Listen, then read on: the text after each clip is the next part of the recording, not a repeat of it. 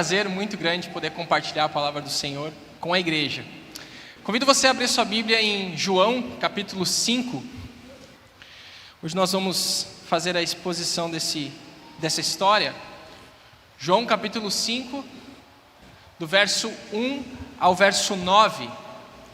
João, capítulo 5, do verso 1 ao verso 9.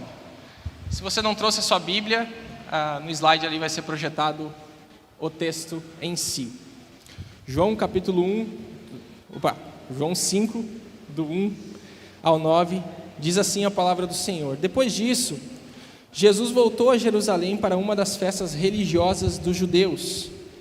Dentro da cidade, junto à porta das ovelhas, ficava o tanque de Betesda, com 5 pátios cobertos. Ficavam ali cegos, mancos e paralíticos, uma multidão de enfermos, esperando o movimento da água, pois um anjo do Senhor descia de vez em quando e agitava a água. O primeiro que entrava no tanque após a água ser agitada era curado de qualquer enfermidade que tivesse. Um homem ali estava doente, fazia 38 anos. Quando Jesus o viu, soube que estava enfermo por tanto tempo e perguntou-lhe: "Você gostaria de ser curado?" O homem respondeu: "Não consigo, Senhor, pois não tenho ninguém que me coloque no tanque quando a água se agita. Alguém sempre chega antes de mim." Jesus lhe disse: "Levante-se, pegue sua maca e ande." No mesmo instante, o homem ficou curado.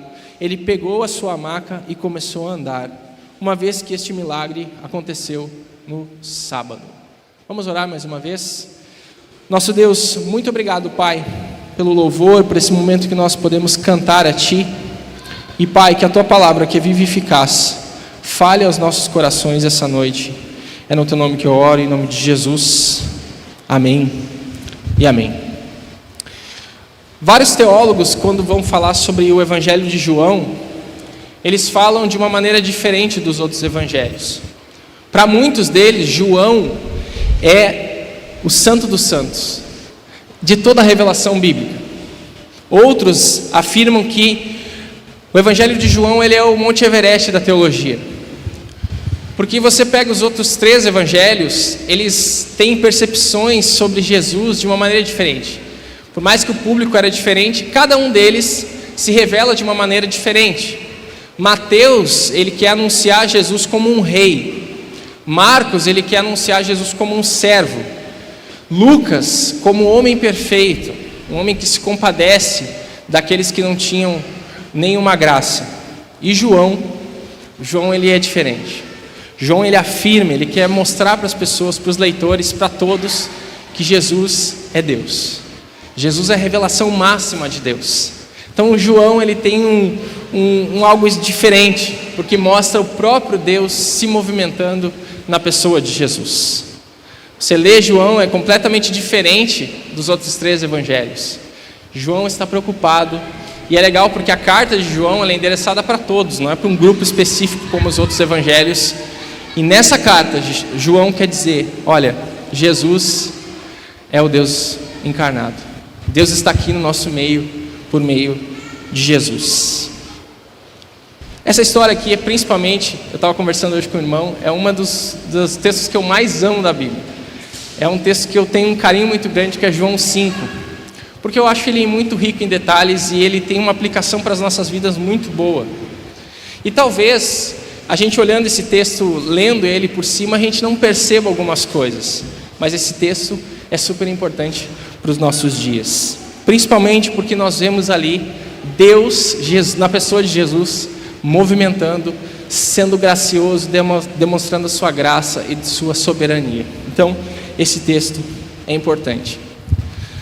Lá no sul, tem uma banda muito conhecida no estado chamado Engenheiros do Havaí. Quem já ouviu falar dessa banda? Não é só no sul, e por aí tem, né? Já veio uma musiquinha do Engenheiros do Havaí na sua cabeça, né? Mas o compositor, lá, o líder, ele se chama Humberto Gessinger. E ele escreveu uma música uma vez muito legal. Essa música diz assim, pode passar: "Tudo está parado por aí", é o nome da música. Olha que música legal. Você escutar, indo lá para o seu trabalho, tudo está parado por aí. esperando uma palavra. E ele repete várias vezes essa música, essa parte. Tudo está parado por aí, esperando uma palavra. E é legal que na poesia da música ele fala que várias coisas se movimentam. Os carros, o metrô, o tempo que não para, mas tudo está parado. Parece uma incoerência na frase. Os carros se movimentam, o metrô se movimenta, o tempo não para, mas tudo está parado por aí, esperando uma palavra. Os ônibus lá em Santa Maria, as empresas de publicidade, elas gostavam muito de usar o fundo dos ônibus, aquela parte ali. Então eles faziam várias publicidades ali. Então, porque as pessoas estão andando e elas estão vendo os ônibus, e ali sempre tinha uma placa de publicidade de alguma coisa. E a placa que mais rodava em Santa Maria era uma placa com uma pergunta simples, fundo amarelo, letra preta, escrito: e aí, tudo parado? Essa era a maior frase que tinha ali. E é interessante porque na nossa vida, às vezes a gente se sente parado. Às vezes parece que a gente não sai do lugar. A nossa vida parece parada, o nosso trabalho, a nossa relação profissional, a nossa família, o nosso casamento, os nossos filhos. A gente às vezes se sente parado. Parece que não tem movimento, parece que a coisa não anda. Não sei você, mas eu já me senti várias vezes parado. Talvez você se sinta assim também. Parece que não tem movimento, parece que tem algo parado nas nossas vidas. Tudo parado. E essa música faz todo sentido. Tudo está parado por aí, esperando uma palavra, e principalmente sentido nesse texto que nós lemos. Aquele paralítico, 38 anos da sua vida, estava esperando um movimento, mas ele não tinha esse movimento. Então a pergunta que eu deixo para você é: você já se sentiu parado? E é interessante que a questão de paralisia aqui nesse texto, no original é uma palavra sequidão, uma pessoa seca, parada. E às vezes a gente se sente assim. Várias vezes eu já orei falando para Deus isso: Deus, eu me sinto seco, sabe, oco por dentro, parado, parece que eu não me movimento. Sabe aquela segunda-feira que você tem dificuldade de levantar da cama? Pois é, a gente quer ficar parado, naquele momento a gente quer ficar parado, né, descansando. Mas parece que às vezes tudo na nossa vida está parado. Mas a realidade desse homem iria mudar. O médico divino manifestava o seu poder naquele lugar. O tanque de Betesda, onde nós lemos, eu trouxe até uma imagem. Se você quiser ir lá, olha que legal, você paga caríssimo para visitar um escombro lá. Deve ser top, né, mano? Mas, se você quiser ir lá conhecer, né, ou vai no Google lá e tal, e olha bastante fotos lá. Mas o que era o tanque de Betesda? O tanque de Betesda, naquela época, era uma espécie de um hospital público, naquele lugar. Era um SUS lá. Então, o tanque de Betesda era um lugar assim. Por isso que o título da mensagem é Jesus na sala de espera, né? Porque tinha o pessoal lá que estava doente, enfermo. O versículo 3 diz para nós quem estava ali: cegos, mancos, paralíticos, uma multidão de enfermos esperando o movimento da água. Então, era um hospital e aquele grupo ali estava numa sala de espera. Pensa, não tinha Wi-Fi na época, não tinha nada, era só ali, né? Aquele povo ali. Então, era um hospital público da era. Jesus vai, caminha por lá e distingue um homem, um paralítico, entrevado na sua cama. E eu acho interessante esse texto, porque um ponto de partida para nós iniciarmos a exposição desses versículos é que João aqui ele quer manifestar o poder divino de Jesus de conhecer as coisas, o divino conhecimento de Jesus. E eu acho interessante isso. A gente vê lá que Jesus vê o paralítico. E os primeiros capítulos de João, obrigado, mano. Os primeiros capítulos de João, a gente vê Jesus fazendo isso. Se você vai lá para o capítulo 1, Jesus vê Natanael embaixo de uma figueira. Capítulo 4, mulher samaritana, Jesus faz uma pergunta para ela: olha, vai chamar o teu marido lá. E ela: eu não tenho marido. Verdade, você não tem marido, esse é o quarto, e o que você está não é o seu marido. Ou seja, João aqui está destacando o divino conhecimento de Jesus. Jesus sabia por que aquele homem estava 38 anos parado ali. Jesus sabia o problema dele. Ele sabia que aquele homem não tinha esperança nenhuma de vida. Jesus sabia que naquele ponto específico era por conta de um pecado dele. Ele estava sofrendo por uma consequência de um pecado dele. Jesus sabia. E às vezes a gente esquece que Jesus sabe do que a gente está passando. Eu acho que o primeiro esquecimento quando a gente está passando por um problema é que a gente acha que Deus não conhece e não sabe o que a gente está passando. Jesus vê. Jesus vê. Um outro ponto sobre isso é quando você vê Jesus ensinando sobre oração. Ele pede lá, ele diz, olha, não façam como os líderes que vão para as sinagogas e gostam de orar em voz alta e não sei o quê. E ele fala, olha, tu porém, entra no teu quarto, fecha a porta, fala ao secreto ao teu pai que tudo vê. Interessante não ter ouve ali, porque Jesus vê. Jesus vê a nossa intenção no nosso coração. Ele vê. Então, para nos consolar por meio da sua graça, eu quero que você saiba que Jesus sabe o que você está passando. Jesus conhece a sua dor. Talvez você tenha se sentido parado na vida. Jesus conhece o motivo disso, o real motivo disso. E esse é um ponto importante para a gente começar. Bom, esse texto, ele nos mostra então no que esse homem estava parado. Em primeiro lugar, ele estava parado na vida. Ele estava parado na vida. Olha o que o texto diz aí, Depois disso, Jesus voltou a Jerusalém para uma das festas religiosas dos judeus. Dentro da cidade, junto à Porta das Ovelhas, ficava o tanque de Betesda, o hospital público da época, com 5 pátios cobertos. Esse homem estava longe de qualquer civilização naquela época. A vida dele estava parada. Ele não tinha perspectiva nenhuma. Enquanto havia festa em Jerusalém, ele estava em outro lugar. E isso mostra muito a realidade da nossa vida. Quantas pessoas, agora a gente está super bem aqui, tranquilo, ventilador, boas, mas você vai em sentido ali, hospital, tem pessoas que estão enfermas. A vida é assim. Ele estava parado na vida, sem perspectiva nenhuma.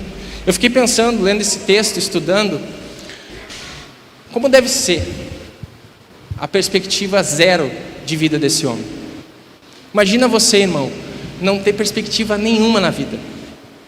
Você não ter por que levantar ou não conseguir levantar. A sua vida não sair do lugar. Você não tem nenhuma rotina de sair e de voltar. Às vezes a gente reclama que a gente quer sair de casa. Tem que sair de casa hoje, tem que fazer um monte de coisa. Mas tu reclamaria se tu não tivesse isso. Quando deu a pandemia, as pessoas, nossa, que legal, agora eu vou poder ficar em casa, Aí qual foi a primeira reclamação das pessoas? Não aguento mais a minha casa. Aí começou a vida zero de novo, as pessoas saíram para trabalhar e tal, várias coisas. O que o pessoal começou a reclamar? Não aguento mais essa correria, saudade de ficar em casa. Essa é a rotina. E esse homem estava parado na vida. Parado na vida. Não tinha nada na vida dele. Não tinha perspectiva nenhuma. Não tinha nem segunda na vida dele. Ele ficou parado 38 anos da vida dele nisso. Mas um ponto mais importante aqui é porque ele esperava. E esperar algo errado é a pior espera possível. Você esperar por algo certo é bom. Agora você esperar por algo errado é pior ainda. E a gente aprende uma segunda lição com esse texto. Esse homem estava parado numa falsa, o que diz aí? Esperança. Olha o que diz o texto aí para nós. Pois um anjo do Senhor descia de vez em quando e agitava a água. O primeiro que entrava no tanque, após a água ser agitada, era curado de qualquer enfermidade que tivesse. Não bastasse ele estar parado na vida dele, agora ele está parado numa falsa esperança. E por que disso? Porque além do tanque de Betesda ser um lugar que era conhecido como hospital público da época, para os pagãos era um lugar também de ser sagrado. Houve um período da época lá que ele era cultuado e dedicado a Esculápio, o deus da cura. Então como é que funcionava esse mito? Enquanto a água borbulhava lá periodicamente, quando isso acontecia, a primeira pessoa que chegava na crença deles, uma crença popular, e entrava na água, era curado de qualquer enfermidade. Era o mito da época. João escreve isso não para dizer que ele acreditava nisso, mas ele escreve isso para contextualizar toda aquela cura que Jesus faria nele mais tarde. Então, além de ser um hospital público, era o lugar que os pagãos usavam como culto para isso. E por si só, nessa história aqui, nós podemos ver que essa crença, ela é um poço de falsas esperanças. Há muitos erros aqui nessa parte, nessa crença. Primeiro deles, vamos lá. O primeiro deles é que a cura não é por mérito. A nossa salvação, a tua salvação, não é porque você merece, não é porque você é bonzinho, não é porque você é cheiroso e legal, não é por isso. A nossa cura, a nossa salvação se dá pela graça em Cristo Jesus. Então esse é o primeiro erro. O primeiro que chegar lá, o primeiro é o merecedor, é o que fez por merecer algo. A salvação é diferente. Então é um primeiro erro aqui. A cura não é por mérito. A tua salvação, a minha salvação não é por mérito. Tito vai dizer para nós que nós fomos salvos não porque a gente fez algo bom ou justo, mas pelo lavar, pelo sangue de Jesus. Então esse é o primeiro erro dessa falsa esperança, dessa falsa crença. Não é por mérito. Segundo, quem do grupo conseguiria ir ao poço? Quem poderia chegar primeiro? Um manco, um paralítico ou um cego? Era o grupo que tinha, né? Quem poderia chegar primeiro? O cego pode até correr, mas ele não ia enxergar onde estava o poço. O manco não ia conseguir andar direito, e o paralítico muito menos. Ou seja, não tinha perspectiva de vitória ali. É um segundo erro também. Mas o terceiro erro é a cura por uma água. E aqui, é nesse ponto que eu creio que ainda seja um dos pontos de maior falta de conhecimento bíblico de muitos cristãos hoje. Porque há um perigo sutil. A gente fala de tantos perigos contra o Evangelho. A gente fala sobre a teologia do coach, a gente fala sobre a teologia da prosperidade, a gente fala sobre a teologia da prosperidade afetiva, que é essas frases de efeito que confortam o ego das pessoas. Mas não é só esses perigos que a gente enfrenta hoje. Se tem um dos perigos que mais a Bíblia é assolada, é o sincretismo religioso que há em muitos lugares. Por que disso? Porque ainda tem pessoas que acham que a oração do pastor é mais forte do que a sua própria oração. Porque ainda tem pessoas que chamam esse lugar de altar, completamente diferente do que o Novo Testamento diz para nós, de que nós somos o templo do Espírito Santo. Não adianta você vir achar que isso aqui é um altar se a sua vida não está sendo. Se o nosso coração não é consagrado a Jesus, há pessoas que pensam assim. Há pessoas que levam ainda foto para orar pelo fulano como se Deus não soubesse. E é um perigo isso. É um sincretismo. Há pessoas que colocam a água em cima da televisão ainda. Há pessoas que usam a cruz de Jesus como se fosse um amuleto para evitar qualquer problema. E não, isso é um sincretismo religioso.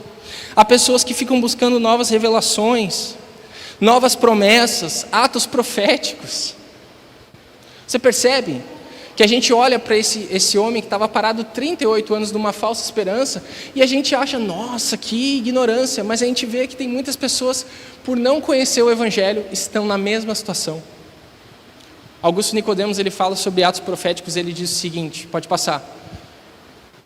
Após Deus ter se revelado em Jesus Cristo, ter estado entre nós e transmitido ao vivo a sua palavra, após os apóstolos terem registrado essa mensagem de maneira infalível e suficiente nas Escrituras, pergunto, qual a necessidade de profecias encenadas e atos simbólicos para que Deus nos fale através delas? Qual o sentido? Se alguém não entende a fala de Deus registrada claramente na Bíblia, vai entender através do simbolismo ambíguo de gestos e encenações de gente que alega falar no nome dele? Então, esse texto ele é rico nisso. Pessoas ainda colocam a sua esperança num poço falso. Pessoas ainda confiam em outras pessoas para se salvar. Pessoas ainda carregam esse sincretismo. O Evangelho é contra qualquer ato disso, qualquer simbolismo. Olha só, Hebreus mostra claramente que nós não devemos, o livro de Hebreus, voltar aos símbolos que o Antigo Testamento tinha. Eu costumo dizer nos discipulados que o Antigo Testamento é uma pessoa plantando para uma placa. E o Novo Testamento é a placa. Ou seja, o Antigo Testamento todo, Deus, por meio dos profetas, está dizendo, olha, vai vir um Messias, vai vir um Salvador, isso vai passar. E o Novo Testamento é a revelação máxima de Deus, que é Jesus. A ponto dele dizer que Ele é o caminho, Ele é a verdade e Ele é a vida. E aí Hebreus vai dizer para nós não voltarmos para esse mesmo esquema de simbolismos. Então, é uma falsa esperança. O que eu quero dizer com isso? Não é um anjo que cura você. Não é uma água que cura você. Não são pessoas que curam você. Não é um curso que você faz. Não é um evento que você vai. É o Evangelho. É o Evangelho de Jesus, na pessoa de Jesus, que transforma e tem poder para transformar a sua vida. Tudo bem, Deus pode usar cursos, pode usar eventos, são ferramentas. Mas quem transforma a nossa vida é Jesus Cristo. Apenas Ele. E isso precisa estar dentro da gente. Porque a gente pode estar de frente para Jesus. A gente pode estar ouvindo sobre Jesus, mas buscando um lugar errado. Buscando várias outras coisas. Então esse é um erro. Quarto erro. Pode passar, só para lembrar. Cura não é por mérito, quem do grupo, volta ali. Um Deus desinteressado. Esse é o quarto erro daquela crença. O mito dizia que de vez em quando um anjo do Senhor descia. É meio desinteressado aqui, vai dizer, né? De vez em quando um anjo do Senhor descia e agitava a água lá. É tipo assim, ó. Não tenho nada para fazer no céu, vou descer lá, né? Não faz sentido, né? Até porque Deus não enviou um anjo para resolver o nosso maior problema. Deus não condicionou a salvação do homem a uma água. Deus não terceirizou a salvação. Ele, pelo contrário, totalmente se envolveu nela. Totalmente. Deus não terceirizou a salvação, nem um pouquinho. Olha o que 1 João diz para nós. Deus mostrou quanto nos amou ao enviar seu único Filho ao mundo, para que por meio dele nós tenhamos vida. E nisto consiste o amor, não em que tenhamos amado a Deus, mas que Ele nos amou e enviou seu Filho como sacrifício para o perdão de nossos pecados. Deus não terceirizou a salvação, Ele enviou seu próprio Filho por amor a nós. Então esse também é uma falsa esperança. Então ele estava parado na vida, ele estava parado numa falsa esperança. Em terceiro, ele estava parado no vitimismo. A terceira coisa que ele estava parado era nisso. Versículo 6 e versículo 7 diz: quando Jesus o viu e soube que estava enfermo por tanto tempo, perguntou-lhe: você gostaria de ser curado? A resposta dele tinha que ser sim ou não. Era isso, né? Simples. Mas olha o que ele diz: não consigo, Senhor, não dá, pois não tenho quem me coloque no tanque quando a água se agita. Alguém sempre chega antes de mim. N.T. Wright, comentando essa parte, ele diz o seguinte, pode passar: fica claro que o homem que Jesus encontrou ali deitado havia transformado a sua longa espera por cura em um meio de vida. Talvez a pergunta que Jesus fez a ele seja bastante intencional. Você realmente quer ficar curado, ficar bom, ou está feliz em passar seus dias aqui no ócio, com a péssima desculpa de que alguém sempre chega antes de você? Ele transformou a vida dele naquilo. E parece meio irônico Jesus perguntar para ele se ele gostaria de ser curado, um homem com 38 anos paralisado, mas é porque tem pessoas que não querem ser curadas. Tem pessoas que elas preferem ficar no vitimismo delas. Tem pessoas que não querem ser confrontadas pelo Evangelho. Tá bom assim, tá bom. Jesus é legal até certo ponto. Jesus é bacana para mim até certo ponto, mas se ele envolver na minha vida, se ele mexer nas minhas coisas, aí não dá. Aí chega, valeu, obrigado, vou para a próxima. Tem pessoas que não querem ser curadas. Tem pessoas que não querem ser transformadas. Tem pessoas que querem continuar no vitimismo de sempre. É fácil, é muito mais fácil a gente justificar do que dizer a verdade, né? Muito mais fácil. Então, tem pessoas que estão passando por isso. Elas preferem ficar doentes. Essa semana passada eu vi um vídeo no Instagram. Era um comediante falando que ele falou assim: eu tenho orgulho de ser aleijado. Aí perguntaram para ele, por quê? Né? Eu não preciso trabalhar, ganho um auxílio lá, eu não vou nem na igreja para não orarem pela minha cura. Deixa eu ficar assim, né? Olha a cabeça da pessoa, né? Mas tem pessoas que preferem ficar assim. Não precisa mexer. Esse vitimismo, o coitadismo, né? Tipo assim, coitado de mim, só eu passo por essas coisas. Esse negócio de a gente às vezes achar que nós somos os maiores, nós temos os maiores problemas, a Bíblia já derruba isso. Lá em Pedro, se eu não me engano, tem um texto que diz assim, olha, e os irmãos que sofrem pelas mesmas coisas que vocês estão passando. Ou seja, pessoas passam pelas mesmas coisas que eu estou passando. Não sei se você já teve a oportunidade de ficar numa sala de espera de hospital, né? Mas é muito interessante o que acontece lá. Porque às vezes tem até competição de quem está pior. Né? Já viu? Eu estou com uma dor no rim, eu estou nos dois. Os dois. Não, mas eu estou com uma dor de cabeça. Ih, dor de cabeça, eu tenho enxaqueca, é pior, né? Não, mas eu estou com uma dor no braço. Ih, tu não teve dor na perna ainda, né? Então, coluna então é o que sempre dá o problema, né? Coluna, se bem que a geração de jovens hoje tem muito problema na coluna, são tudo idoso, né? A gente é idoso mesmo. Então, a gente vê que tem pessoas que não querem ser tratadas, tem pessoas que não querem ser curadas, porque elas preferem ficar nessa zona de conforto delas ali. Então, como é que nós saímos disso?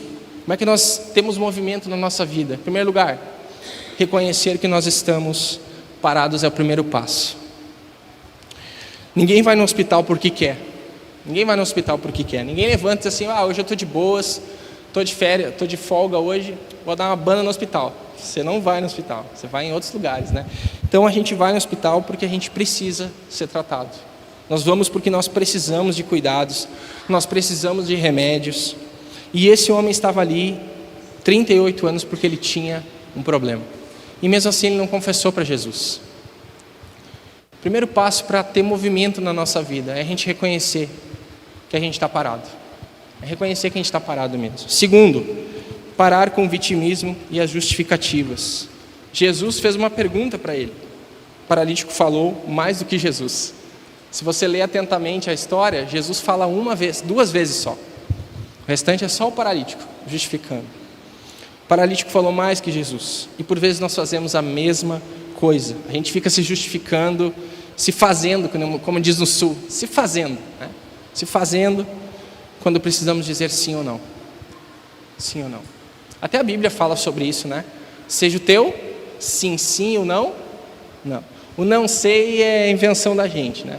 O não sei é um não disfarçado. Mas parar com isso. Terceiro, parar de culpar terceiros.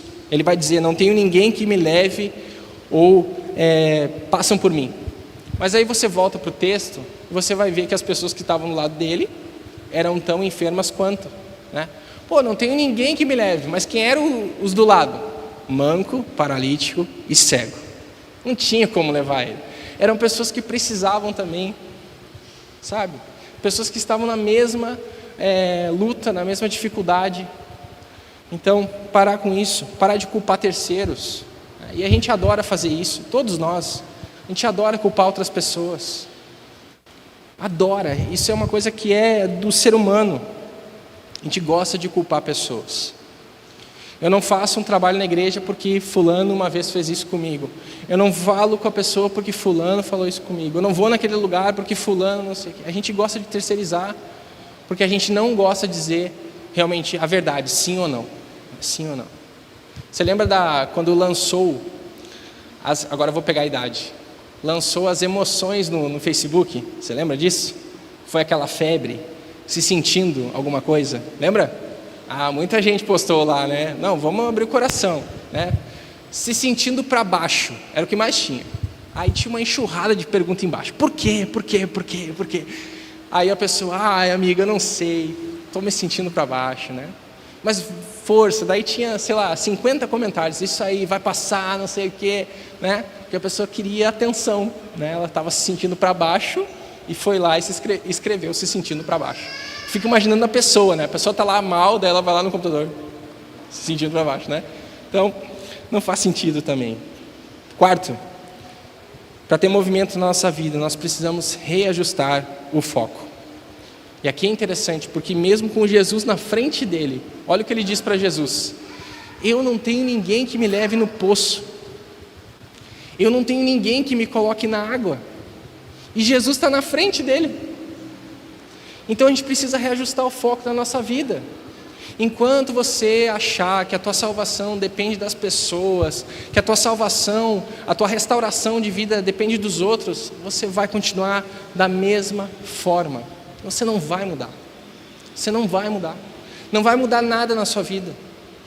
Porque quando ele olhava para o do lado, ele via que eram pessoas que estavam precisando tanto quanto ele. A gente tem que reajustar o foco.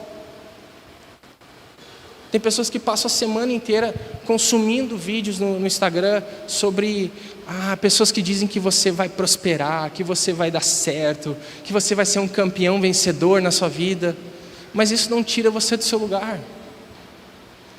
Isso não trata o remédio, não é o remédio que a sua alma precisa.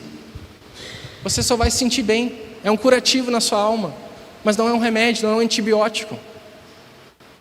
A diferença dos dois. Pessoas consomem só isso hoje e acham isso legal. Aí, claro, Jesus é muito bacana nesses momentos, né? É muito bom você receber, você é uma joia rara, sei lá, várias coisas. Mas o que você precisa ouvir é a verdade sobre você. Você precisa reajustar o foco da sua vida e olhar para aquilo que as Escrituras dizem ao seu respeito.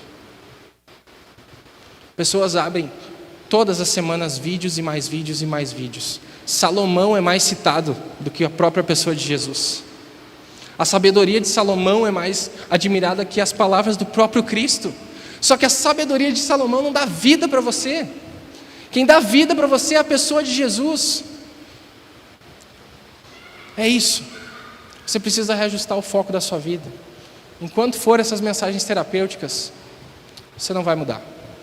Enquanto o Evangelho não criar vida em você, você não vai mudar. Você não vai mudar. Quarto e último lugar, onde esse homem estava parado? Ele estava parado pelo pecado. Versículo 14 diz: mais tarde, Jesus encontra esse homem no templo e diz para ele: agora você está curado, deixe de pecar para que nada pior lhe aconteça. Não são todas as doenças que são frutos de um pecado, de uma consequência de um pecado, mas nesse caso de João 5, sim. Foi algo que ele fez que trouxe como consequência isso. O pecado nos paralisa, é a nossa pior enfermidade. Hernandes Dias Lopes diz para nós o seguinte, pode passar. O homem está colhendo os frutos malditos de sua semeadura insensata. Muitos hoje ainda se apegam ao pecado que Deus abomina. Mas o pecado é uma fraude, ele promete prazer e paga com desgosto. Ele promete liberdade e escraviza, aponta um caminho de vida, mas seu fim é a morte. Então a pior enfermidade da vida daquele homem não era a paralisia em si, mas era o pecado que havia paralisado ele. E Jesus fala para ele que ele estava parado por isso. Ele estava parado por isso. Virbes nos diz que João observou que o homem sofria naquela enfermidade havia 38 anos. E essa palavra, 38 anos, essa frase, talvez viesse na mente de João o fato de que a própria nação de Israel vagou pelo deserto 38 anos. Deuteronômio 2 fala sobre isso. Em termos espirituais, aquela nação representada naquele homem eram de pessoas impotentes, esperando por algo que acontecesse. Então o pecado nos paralisa. Mas a história não se conclui aqui. Ela não termina aqui. Pela boa graça de Deus, Jesus adverte ele, mas o que eu quero que você entenda é que o que o pecado paralisou, o Evangelho tem poder para movimentar. O Evangelho tem poder. A pessoa de Jesus tem poder para movimentar. Então, por último, quinto lugar, a graça nos põe de pé. Jesus não ficou mais ouvindo ele, disse: levante-se, pegue a sua maca e ande. Levante-se, pegue a sua maca e ande. Só que essa frase de Jesus, essa ordem de Jesus envolve duas coisas que eu queria que você prestasse bem atenção. O primeiro delas é que quando Jesus diz pode passar, para ele se levantar é um chamado à fé dele. Jesus queria levantar a fé daquele homem. Por quê? Porque ele estava preso 38 anos numa falsa esperança. E agora Jesus está chamando ele, dizendo assim: olha, eu estou te chamando para mim, levante-se, tenha fé em mim. Como é que nós somos salvos? Mediante ao quê? Oi? Mediante a fé, né? Nós somos declarados justos mediante a fé. Só que a fé em uma pessoa certa, na pessoa de Jesus. Então esse primeiro chamado, essa primeira ordem que Jesus dá para esse paralítico, Jesus quer chamar a fé dele, ajustar a fé dele. E é isso. A sua fé está no quê? Em você? Uma pessoa próxima? Em quem? Foque em Jesus. A sua fé precisa estar em Jesus. Quando ele fala, levante-se, pegue a sua maca e ande, era um chamado à obediência. Segundo, pode passar. Um chamado à obediência. Levante-se, pegue a sua maca e ande. 38 anos eles esperavam um movimento, um falso movimento. Imagina quantas vezes aquela água não foi agitada por pedra, por chuva, por tantas coisas. E ele ali achando que era aquilo ali que ia resolver a vida dele. Mas não. Jesus está chamando ele para uma fé, um chamado à obediência.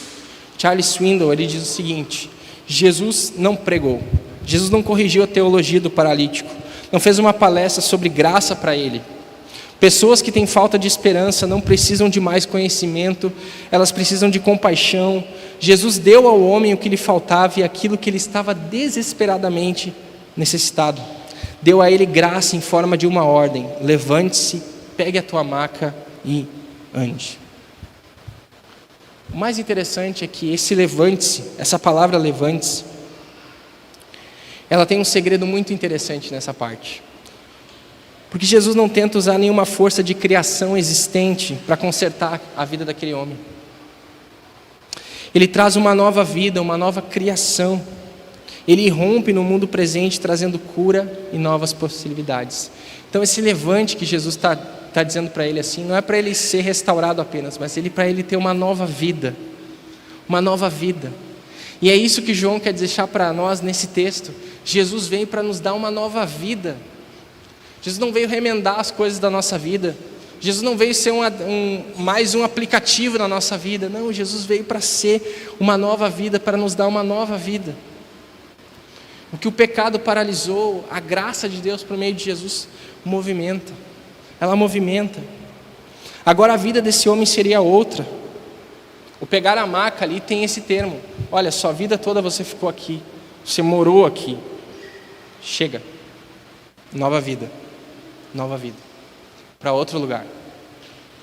Ninguém quer ficar no hospital muito tempo, né? A gente passa lá. Mas ele precisou ficar 38 anos lá. Precisou Jesus chegar lá. Eu vou dizer uma coisa que talvez seja difícil da gente entender. Há algo pior do que ficar 38 anos parado. Há algo pior. É nós morrermos sem Cristo Jesus e ficarmos uma eternidade no inferno. Há algo pior. Há algo pior. Então nós precisamos levar a sério, meus irmãos. Nova vida em Cristo Jesus. Jesus não é simplesmente um poço, Ele é a água da vida. Ele vai dizer versículos depois que Ele é a água da vida. E Ele quer nos dar nova vida. Então, eu deixo uma pergunta para você nessa noite. Qual seria a sua resposta para a pergunta de Jesus? O que você diria para Jesus? Qual seria a tua reação? Ou o que você falaria para Jesus se Jesus perguntasse para você nessa noite: você quer ser curado? Você quer ter nova vida?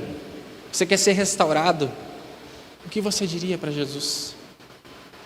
O que você diria? Em Cristo Jesus nós temos movimento, nós temos vida, e vida eterna. Amém?